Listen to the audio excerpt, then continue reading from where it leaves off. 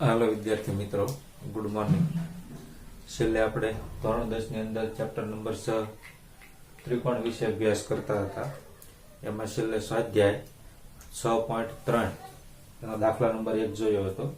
સ્વાધ્યાય 6.3 ની અંદર મેં તને જ્યારે ચેપ્ટર શરૂઆત થઈ ત્યારે મેં તમને કીધેલું કે આ ચેપ્ટરમાંથી એટલી છે એ વસ્તુ કરવાની છે। તો એમાં સ્વાધ્યાય 6.3 ની અંદર આપણે પ્રશ્ન નંબર 1 જેના પેટા 6 દાખલા અને ત્યારબાદ પ્રશ્ન નંબર 2 તો સ્વાધ્યાયની અંદર લગભગ કુલ 14 જેવા પ્રશ્ન છે। એમાંથી આપણે પહેલો અને બીજો બે પ્રશ્ન કરવાના છે। એમાં આપણે પહેલો પ્રશ્ન ગયા લેક્ચરની અંદર જોયો હતો। આજે સ્વાધ્યાય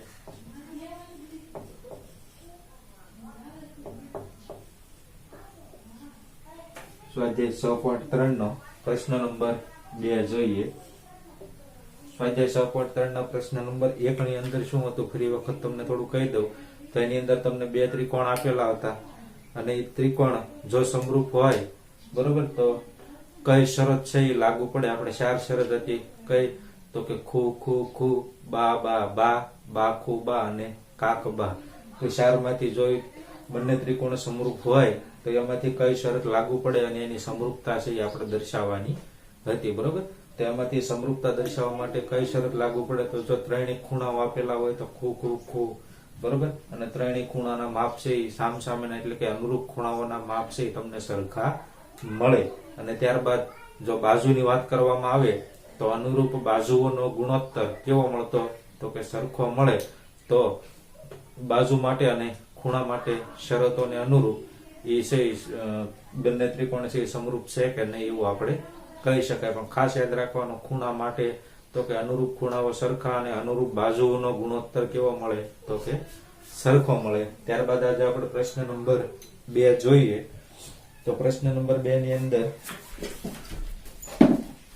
જે રકમ આપેલી છે એ જોઈએ તો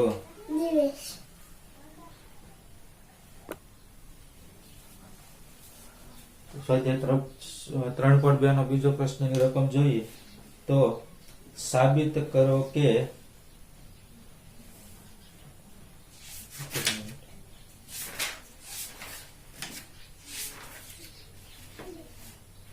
આપેલી આકૃતિમાં એટલે કે એક તમને આકૃતિ આપેલી છે આકૃતિ હું અહીંયા દોરું છું।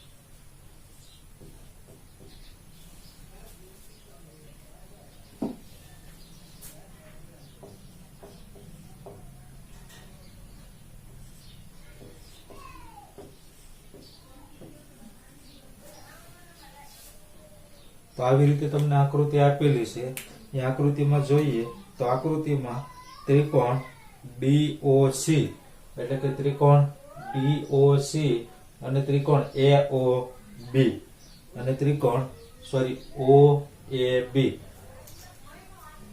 એટલે કે DOC અને ત્રિકોણ OAB આ બંને ત્રિકોણ સમરૂપ ત્રિકોણ છે। તો અહીંયા સમરૂપ લખું તો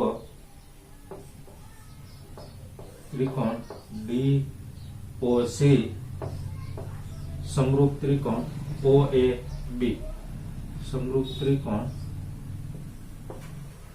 OAB એટલે કે D ખૂણાનું માપ જેટલું હોય એટલું તે આ ખૂણાનું માપ થાય છે।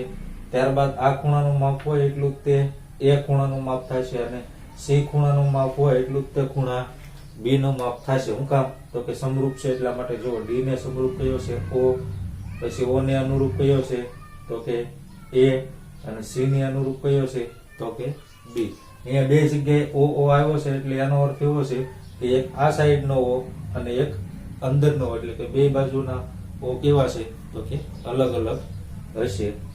હવે આગળ જોઈએ રકમ તો ત્રિકોણ DOC સમરૂપ ત્રિકોણ OAB એમાં ખૂણો BOC એટલે કે ખૂણો BO અને C એટલે કે આ ખૂણાનું માપ તમને આપ્યું છે 125 અંશ અને ખૂણો CDO ખૂણો CDO એટલે કે આ ખૂણાનું માપ તમને આપ્યું છે 70 અંશ હોય તો ખૂણો DOC તો ખૂણો DOC નું માપ મેળવવાનું છે એટલે કે ખૂણો DO અને C એટલે કે આ ખૂણાનું માપ આપણે મેળવવાનું છે અને બીજું તમારે માપ મેળવવાનું છે તો કે DCO એટલે કે DCO એટલે કે આ ખૂણાનું માપ મેળવવાનું છે ત્યારબાદ ખૂણો DCO એનું માપ આપણે મેળવવાનું છે હજી જોઈએ આગળ અને ખૂણો OAB એટલે કે આ ખૂણાનું માપ છે મેળવવાનું છે અને ખૂણો OAB બરાબર કેટલા થાય ખાસ કે તમને એક આકૃતિ આપેલી છે આકૃતિની અંદર સમરૂપ બે ત્રિકોણ છે તો કે DOC અને OAB બરોબર ખાસ યાદ રાખજો DOC અને OAB ABO નથી DOC સમરૂપ ત્રિકોણ OAB એમાંથી તમને ખૂણા D નું માપ અને ખૂણો BOC નું માપ એકનું 70 આપેલું છે અને એકનું કેટલું આપ્યું છે 125 હવે તમારે મેળવવાનું છે તો કે એક ખૂણા C નું માપ મેળવવાનું છે એક ખૂણા O નું માપ મેળવવાનું છે અને એક ખૂણા A નું માપ મેળવવાનું છે તો પહેલા આ માપ આપણે મેળવીએ તો તમને ખ્યાલ છે કે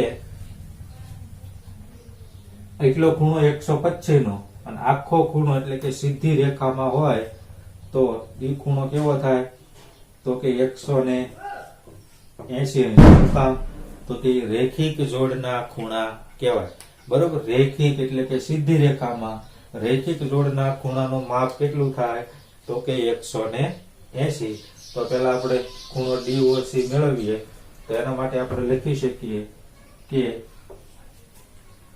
માપ ખૂણો COB માપ ખૂણો COB વત્તા માપ ખૂણો COB વત્તા માપ ખૂણો COD વત્તા માપ ખૂણો COD બરાબર કેટલા થાય તો કે 180 શું કામ તો કે રેખિક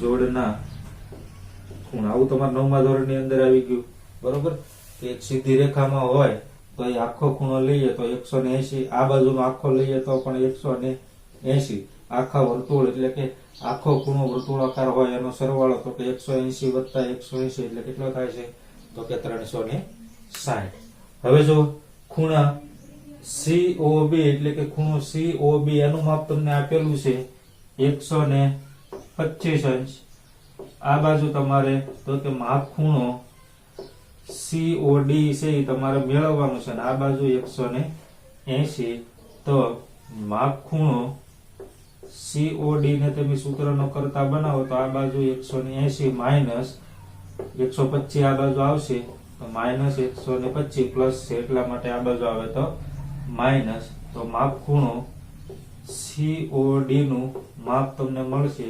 180 માઇનસ 25 એટલે તમને 55 મળશે કેટલું મળશે તો કે 55 એટલે એનો અર્થ એવો થયો કે માપ ખૂણો COD તો આ COD એટલે આ ખૂણાનું માપ તમને કેટલું મળ્યું તો કે 55 અંશ આપણને મળ્યું હવે ત્યારબાદ શું ગોતવાનું છે તો કે DCO એટલે કે DCO એટલે કે આ ખૂણાનું માપ તમારે મેળવવાનું છે તો તમને ખ્યાલ છે કે આખો ત્રિકોણ છે કે ત્રિકોણ ODC તો તમને ખ્યાલ છે ત્રિકોણના ત્રણેય ખૂણાના માપનો સરવાળો કેટલો થાય 180 તો 55 વત્તા 70 વત્તા ખૂણો C બરોબર આ ત્રણેયનો સરવાળો કરો તો તમને કેટલો થાય 180 આ બંનેનો સરવાળો કરો એ બરાબરની ઓલી બાજુ જાય તો 180 માંથી બાદ કરો એટલે તમને ખૂણા C નું માપ છે એ મળશે. બરાબર, તો એવી રીતે આપણે ખૂણો છે એ મેળવીએ તો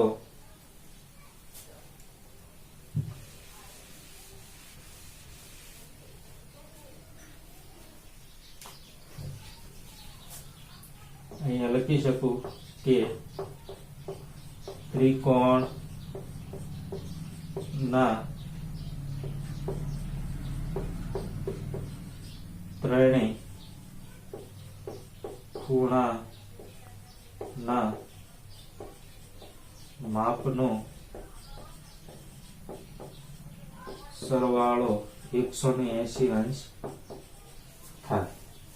તો એ ત્રણેય ખૂણા આપણે લખીએ તો કે ખૂણો CDO વત્તા ખૂણો DOC વત્તા ખૂણો DOC વત્તા ખૂણો OCD વત્તા ખૂણો OCD અથવા તો DCO અથવા તો ખૂણો DCO બરાબર કેટલા 180. તો ખૂણો CDO નું માપ કેટલું આપ્યું છે 70 અંશ. તો 70 અંશ વત્તા આનું માપ કેટલું આપ્યું છે તો કે આપણને 55 અંશ મળ્યું વત્તા ખૂણો DCO આપણે મેળવવાનો છે બરાબર 180 અંશ. 55 વત્તા 70 તો બંનેનો સરવાળો કરશો તો કેટલો મળશે તો કે 55 ને 30 એટલે 100, 120 ને 125. તો આનો સરવાળો કરશો તો તમને મળશે 125 અંશ વત્તા ખૂણો DCO. હવે 125 બરાબરની આ બાજુ આવે તો 180 માઇનસ થાય તો તમે લખી શકો કે ખૂણો DCO બરાબર 180 માઇનસ 125. તો ખૂણો DCO બરાબર તમને મળશે તો કે 55. તો ખૂણો DCO નું માપ આપણને કેટલું મળ્યું તો કે 55 અંશ.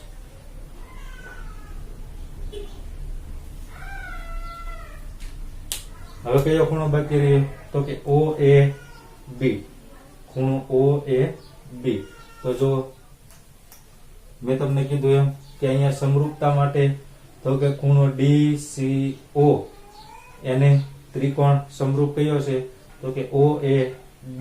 તો આપણે કયો મેળવવાનો છે તો કે A. કયો મેળવવાનો છે તો કે A. તો એને સમરૂપ કયો છે તો કે O. એટલે કે આ ખૂણો અને આ ખૂણો બંને કેવા થાય છે તો સમરૂપ. તો એટલા માટે અહીંયા હું લખી શકું કે અહીં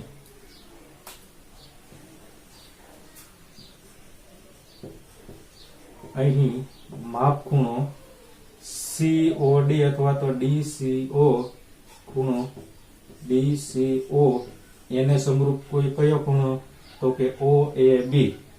સમરૂપ ખૂણો OAB હોવાથી માપ ખૂણો DCO બરાબર માપ ખૂણો OAB બરાબર કેટલા થાય તો કે 55. એટલે કે આ ખૂણાનું માપ જેટલું હોય એટલું ત્યાં ખૂણાનું માપ થવાનું છે. તો એના મુજબ આપણને મળી જાય કે આ માપ ખૂણો OAB બરાબર 55 અંશ. તો આમ આપણને ત્રણેય ખૂણાના માપ કેવા મળ્યા 55. એવું જરૂરી નથી ત્રણેય ખૂણાના માપ સરખા મળે. અમુક આપણે આકૃતિ આવી છે, અમુક આકૃતિ અલગ હોય તો તમને બધા ખૂણાના માપ છે અલગ અલગ છે મળતા હોય. પણ એકરૂપ એટલે કે સમરૂપ ખૂણા હોય અને અનુરૂપ તો એ ખૂણાના માપ 55 એવું હોય. ધારો કે આ ખૂણાનું માપ છે 65 એવું હોય તો આનું પણ 65 તમને મળવું જોઈએ. આ દાખલો થોડોક મોટો છે, આખો પહેલેથી સમજીએ તો કે તમને રકમની અંદર કીધું છે કે તમને બાજુમાં આપેલી આકૃતિમાં ત્રિકોણ DOC અને ત્રિકોણ OAB બંને ત્રિકોણ સમરૂપ છે. એમાંથી ખૂણો COB નું માપ 125 અંશ અને ખૂણો CDO નું માપ આપેલું છે 70 અંશ હોય તો માપ ખૂણો DCO નું માપ મેળવો. ત્યારબાદ માપ ખૂણો DCO નું માપ એટલે કે DOC DCO અને ખૂણો OAB નું માપ છે એ મેળવો. તો આકૃતિમાં આપણે શરૂઆત કરીએ તો આ 125 અંશનો છે, તો આ ખૂણો આપણે મેળવવાનો હતો. તો આ ખૂણો અને આ ખૂણો બંનેનો તમે સરવાળો કરો તો આખો ખૂણો રેખિક જોડનો બને. તો રેખિક જોડના ખૂણા માટે કેટલો થાય? બંનેનો સરવાળો 180. તો આ ખૂણો અને આ ખૂણો બંનેનો સરવાળો કરો એટલે 180. આ ખૂણાનું માપ તમને 125 આપેલું છે, એ બરાબર ની ઓલી બાજુ લઈ જાવ તો 180 માઇનસ 125 બંનેની બાદબાકી કરો તો કેટલા મળશે આપણને? 55. હવે જો આ એક ખૂણો મળી ગયો એટલે આપણી પાસે 3 ખૂણા થયા, 1, 2 અને 3. હવે આપણે કયો ખૂણો ગોતવાનો? તો કે એક આ ખૂણો મેળવવાનો છે અને એક આ ખૂણો મેળવવાનો છે. તો તરત તમને આઈડિયા આવવો જોઈએ કે આ આખો એક ત્રિકોણ છે. ત્રિકોણની અંદર તમને 2 ખૂણાના માપ આપેલા છે અને ત્રીજા ખૂણાનું માપ છે તમારે મેળવવાનું છે. તો તમને ખ્યાલ આવી જવો જોઈએ કે ત્રણેય ખૂણાના માપનો સરવાળો કેટલો થાય? 180. તો ત્રણેય ખૂણાનો તમારે લખવાના અને એનો સરવાળો કેટલો થાય? 180. એમાંથી તમને 2 ખૂણાના માપ આપેલા છે, એનો સરવાળો કરી 180 માંથી તમારે છે બાદ કરી દેવાના એટલે તમને ત્રીજા ખૂણાનું માપ મળે. બરોબર. પછી તમને અહીંયા સમરૂપતા આપેલું છે એટલે આનો અર્થ એવો થાય કે સમરૂપતામાંથી આ ત્રિકોણ છે એ આપણને એટલે કે આ ખૂણાનું માપ છે એ મળતું હશે. તો જુઓ, ખૂણા D ને સમરૂપ ખૂણો O, ખૂણા O ને સમરૂપ ખૂણો A અને ખૂણા C ને સમરૂપ ખૂણો B, એટલે કે એ બંને સમરૂપ ખૂણા છે. તો આ ખૂણાને સમરૂપ કયો થાય? તો કે A. તો અહીંયા લખવાનું કે અહીંયા આ બંને ત્રિકોણ છે સમરૂપ હોવાથી માપ ખૂણો DCO એટલે કે માપ ખૂણો DCO અને માપ ખૂણો OAB બંને કેવા છે? તો કે સરખા. આનું માપ 55 હોય તો આનું પણ કેટલું થાય? 55. એટલે કે જે આપણે ખૂણો મેળવવાનો છે OAB એના બરાબર પણ આપણને કેટલા મળે? તો કે 55 અંશ મળે. તો અહીંયા આપણો સ્વાધ્યાય 6.3 એ આપણે પૂર્ણ કરીએ છીએ. સ્વાધ્યાય 6.3 ની અંદર આપણે પહેલો પ્રશ્ન અને બીજો પ્રશ્ન કરવાનો. તો પહેલા પ્રશ્નની અંદર 1 થી લઈ 6 પ્રશ્ન હતા કે જો સમરૂપ હોય તો કઈ શરત લાગુ પડે અને એની સમરૂપતા દર્શાવતા આપણે જે આગળ ગયા લેક્ચરની અંદર 6 દાખલા જોયા ઈ અને બીજો દાખલો આવડો આ. તો આ સ્વાધ્યાયની અંદર એટલું તો આપણે પહેલો અને બીજો પ્રશ્ન છે એ કરવાના હતા. હવે આગળ થોડીક વધારે અભ્યાસ કરીએ તો એક પ્રમેય આવે છે. એ પ્રમેય ઉપરથી તમારે છે દાખલા પૂછાતા હોય છે. પ્રમેય છે એ ક્ષેત્રફળને અનુરૂપ છે. પ્રમેય મોટો નથી, ખાલી 2 લીટીનો જ છે પ્રમેય છે અને એનું સૂત્ર છે. પણ એ સૂત્ર છે એ તમારે ખાસ યાદ રાખવાનું છે. બરોબર. અહીંયા હું તમને કરાવડાવું છું. એને સમરૂપતાનો પ્રમેય કહેવાય.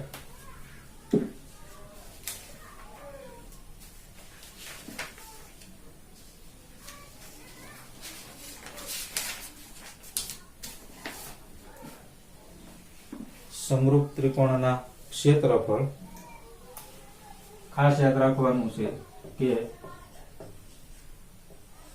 સમરૂપ ત્રિકોણના ક્ષેત્રફળ. સમરૂપ ત્રિકોણના ક્ષેત્રફળ તેમાં લખી શકીએ કે 2 સમરૂપ ત્રિકોણના ક્ષેત્રફળનો ગુણોત્તર તેમની અનુરૂપ બાજુઓના ગુણોત્તરના વર્ગ બરાબર હોય.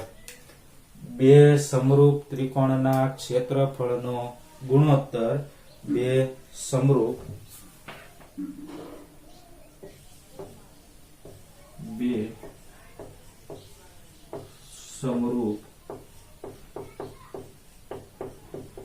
ત્રિકોણના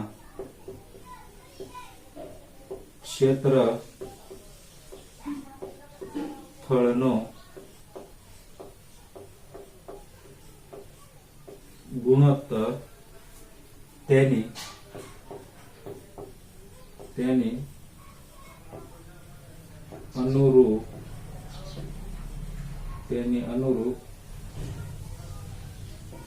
ગુણોત્તર તેની અનુરૂપ બાજુના 2 સમરૂપ ત્રિકોણના ક્ષેત્રફળનો ગુણોત્તર તેની અનુરૂપ બાજુના વર્ગોનો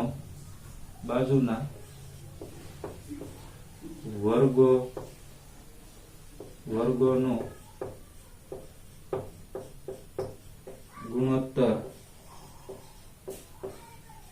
બરાબર હોય છે. આવી રીતે તમને નહીં સમજાય પણ તોય તે બે સમરૂપ ત્રિકોણના ક્ષેત્રફળનો ગુણોત્તર તેની અનુરૂપ બાજુના વર્ગ ના ગુણોત્તર બરાબર હોય છે. હું સૂત્ર લખું એટલે તમને સમજાય છે. ધારો કે બે સમરૂપ ત્રિકોણ હું અહીંયા લઉં કે ત્રિકોણ ABC સમરૂપ ત્રિકોણ PQR. ધારો કે આ બંને ત્રિકોણ છે કેવા છે? સમરૂપ. હવે આ બે સમરૂપ ત્રિકોણના ક્ષેત્રફળનો ગુણોત્તર અહીં આપણે લખી શકીએ કે ત્રિકોણ ABC નું ક્ષેત્રફળ છેદમાં ત્રિકોણ PQR નું ક્ષેત્રફળ. જો એટલાનું થઈ ગયું કે બે સમરૂપ ત્રિકોણના ક્ષેત્રફળનો ગુણોત્તર. તો આ બેનો ગુણોત્તર તેની અનુરૂપ બાજુના વર્ગોના ગુણોત્તર બરાબર થાય છે. એટલે કેવો થાય છે? તો કે બરાબર. એટલે કે આની અનુરૂપ જે બાજુઓ હોય, અહીંયા બે ત્રિકોણ લઉં, એક લીધો આપણે ABC અને બીજો સમરૂપ ત્રિકોણ કયો લીધો? તો કે PQR. આના જે ક્ષેત્રફળ હતા એનો ગુણોત્તર તો આપણે લઈ લીધો. હવે એની અનુરૂપ બાજુના વર્ગો નો ગુણોત્તર એટલે કે આ બાજુ એટલે કે AB, તો એને છેદમાં એટલે કે એનો ગુણોત્તર કોની સાથે? તો કે PQ સાથે. અને એનો કેવો કરવાનો? તો કે વર્ગ. તો આ જે ક્ષેત્રફળ છે એ અનુરૂપ બાજુના ગુણોત્તરના વર્ગ બરાબર થાય. બરોબર. એક જ બાજુ એવું જરૂર નથી ત્રણેય બાજુ છે એ લેવાની. બરોબર. ધારો કે આપણે આ બે બાજુ ન લેવી હોય તો તમે કઈ લઈ શકો? તો કે BC અને QR. તો એને બરાબર BC ના છેદમાં QR એનો વર્ગ. ધારો કે આ બાજુ ન લેવી હોય તો ત્રીજી બાજુનો ગુણોત્તર લઈ શકો કે AC છેદમાં PR, AC છેદમાં PR નો વર્ગ.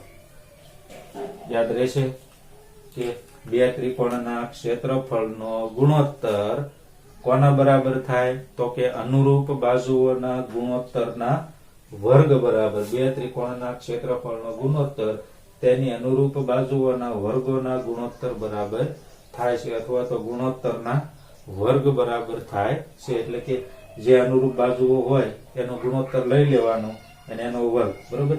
ધારો કે તમને આ બે બાજુના માપ આપેલા હોય, આનું માપ આપ્યું હોય 16 અને આનું માપ આપેલું હોય 4, અને આ બંનેના તમને ક્ષેત્રફળ આપેલા હોય. ધારો કે આનું ક્ષેત્રફળ અને આનું ક્ષેત્રફળ બંનેના ક્ષેત્રફળ આપેલા હોય અને આ બે બાજુ આપેલી હોય તો સામે બેના ક્ષેત્રફળ મૂકી દેવાના.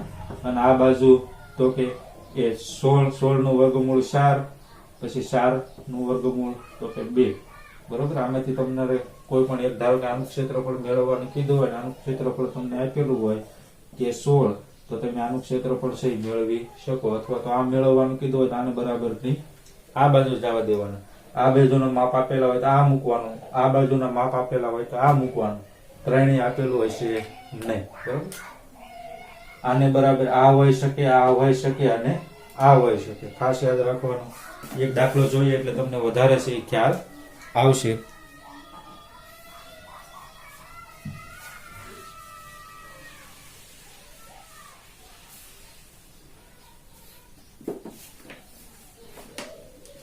આપણો પ્રમેય હતો 6.6. સમરૂપતાનું ક્ષેત્રફળ. પ્રમેય કયો? તો કે 6.6. પણ પ્રમેય કરતા અગત્યનું છે કે આ સૂત્ર અને એની વ્યાખ્યા એ બંને વસ્તુ તમારે યાદ રાખવાની છે. હવે આગળ જોઈએ તો સ્વાધ્યાય 6.4.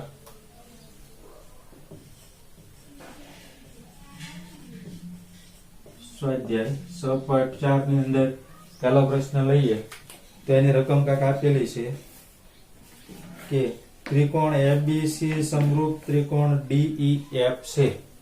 ત્રિકોણ ABC સમરૂપ ત્રિકોણ DEF છે. ત્યારબાદ આગળ કીધું છે અને તેમના ક્ષેત્રફળો અનુક્રમે એટલે કે તેમના ક્ષેત્રફળો અનુક્રમે એટલે કે અને તેના ક્ષેત્રફળ અનુક્રમે 66 સેમી સ્ક્વેર અને 66 સેમી સ્ક્વેર અને 121 સેમી સ્ક્વેર છે અને 121 સેમી સ્ક્વેર છે. જો EF નું માપ 15.4 સેમી હોય, જો EF નું માપ 15.4 સેમી હોય તો BC શોધો. હોય તો BC શોધો. હવે આપણે આકૃતિથી સમજીએ તો તમને બે ત્રિકોણ આપેલા છે.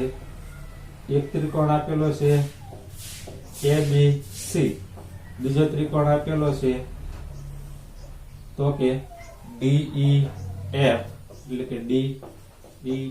આ બંને ત્રિકોણ સમરૂપ ત્રિકોણ આપેલા છે.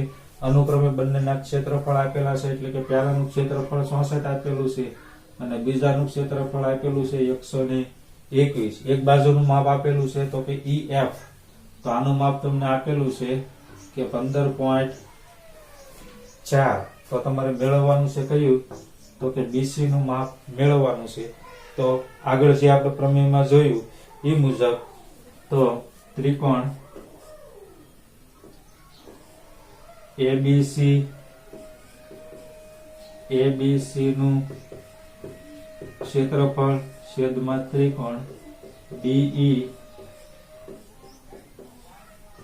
નું ક્ષેત્રફળ એને બરાબર બાજુ કઈ કઈ આપેલી છે તો કે BC અને EF, તો BC છેદમાં EF ના ગુણોત્તરનો વર્ગ. બરોબર. આ બાજુ આપેલી નથી તો આપણે એ બાજુ મૂકીએ અહીંયા, પણ આપણને જે બાજુ આપેલી છે એ આપણે મૂકવાની. હવે ત્રિકોણ ABC નું ક્ષેત્રફળ આપણને આપેલું છે 66 અને આ ક્ષેત્રફળ આપેલું છે આપણને 121. આ બાજુ તો કે BC નું માપ આપણને આપેલું નથી અને EF નું માપ આપણને આપેલું છે. કેટલું આપ્યું છે તો કે 15.4 અને એનો વર્ગ. આ બાજુ વર્ગ છે ઓલી બાજુ જતો રહે તો ઓલી બાજુ શું થઈ જશે તો કે વર્ગમૂળ. તો અહીંયા આપણે વર્ગમૂળમાં લખી નાખીએ કે વર્ગમૂળમાં 66 અને વર્ગમૂળમાં 121.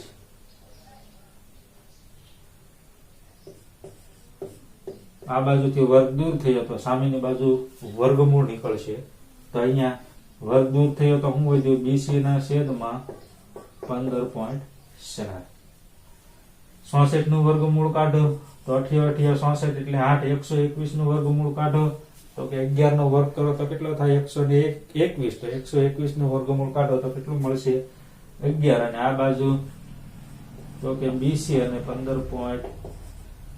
BC ને સૂત્રનો કરતા બનાવો તો BC બરાબર આને સૂત્રનો કરતા બનાવો તો 15.4 છે એ ભાગાકારમાં છે, ઓલી બાજુ જાય તો ગુણાકારમાં, એટલે કે 8 ગુણ્યા 15.4 છેદમાં કેટલા આવશે તો કે 11. તો BC બરાબર 8 ગુણ્યા અને 156 લખવા હોય તો છેદમાં એક આંકડા પછી પોઈન્ટ એટલે છેદમાં તમારે 10 મૂકવા પડે. તો BC બરાબર હવે અહીંયા 156 ને અહીંયા 11. તો જો સાવી લગાડો 11 ની તો 1 મૂકે અને 1 બંનેની બાદબાકી કરો તો 4 વત્તા 1 એટલે 5. 5 માંથી 5 જાય તો 0 એટલે 11 વડે છે એ ભાગ હાલશે. તો 156 ભાગ્યા 11 કરો તો 11 એકા 11 કેટલા વધ્યા? 4 ઉપરથી ઉતારા 4 તો 1144. તો અહીંયા કેટલા આવશે તો કે 14. તો 8 ગુણ્યા 14 છેદમાં 10 તો BC બરાબર અહીંયા વિદ્યા 14 અને અહીંયા વિદ્યા 8 છે તો 14 નો ઘડિયો આવડતો જ બોલવાનો, નકર ગુણાકાર 832 સુધી પડી 3 8 1 8 9 10 અને 11 તો અહીંયા કેટલા આવ્યા તો કે 112 છેદમાં 10 એક આંકડા પછી પોઈન્ટ મૂકી દો તો BC બરાબર કેટલા મળશે તો કે 11.2 અને પાછળ એકમ કયો છે તો કે સેમી. આવી રીતે છે આપણે BC નું માપ છે મેળવવાનું હતું, વધારે કાંઈ આપણને મેળવવાનું કીધું નથી. ફરીથી આખો દાખલો સમજીએ તો કે ત્રિકોણ ABC અને ત્રિકોણ DEF બંને સમરૂપ આપેલા છે, એના ક્ષેત્રફળ અનુક્રમે 64 સેમી સ્ક્વેર અને 121 સેમી સ્ક્વેર આપેલા છે.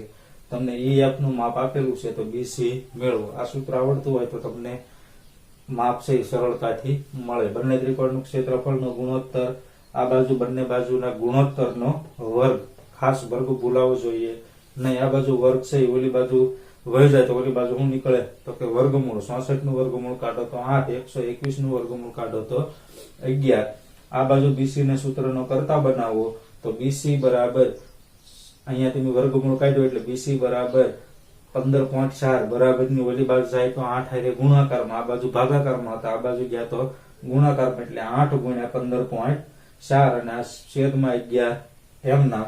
હવે 156 ને પોઈન્ટ દૂર કરો એટલે 15.4 ને પોઈન્ટ દૂર કરો એટલે 156 છેદમાં 11 એમના, 8 એમના અને પોઈન્ટ દૂર કર્યો એટલે 10. 11 ભાગ્યા 156 કરો એટલે 14 અને અહીંયા તમે 8 ગુણ્યા 14 કરો એટલે 112 છેદમાં 10 પોઈન્ટ છેદમાં 0 છે એટલે એક આંકડા પછી પોઈન્ટ એટલે 11.2 અને છેલ્લે એકમ તો કે સેમી. સેમી સ્ક્વેર કરવાનું નથી, ક્ષેત્રફળ હોય તો વર્ગ આવશે, નકર ખાલી સેમી આવશે.